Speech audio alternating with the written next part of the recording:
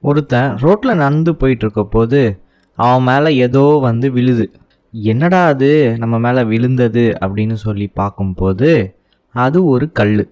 அந்த கல் கொஞ்சம் பார்க்க வித்தியாசமாக இருந்தது. அதை அவன் அப்படியே பேக்கெட்டில் போட்டு வீட்டுக்கு போயிட்டான்.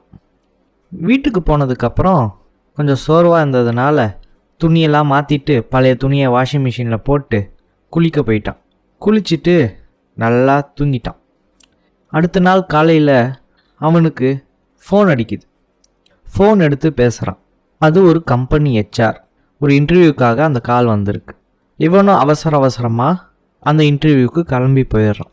இன்டர்வியூவில் ஒரு நாள் ஃபுல்லாக ஆகிடுது. இன்டர்வியூ முடிச்சுட்டு சோர்வாக வீட்டுக்கு வந்துடுறான். போட்டுட்டு இருந்த துணியை வாஷிங் மிஷினில் போட்டு மறுபடியும் குளிக்க போயிடுறான். குளிக்க போயிட்டதுக்கப்புறம் புது துணி மாற்றிக்கலான்னு அலமாரியை திறந்தா உள்ள துணியே இல்லை. என்னடான்னு பார்த்தா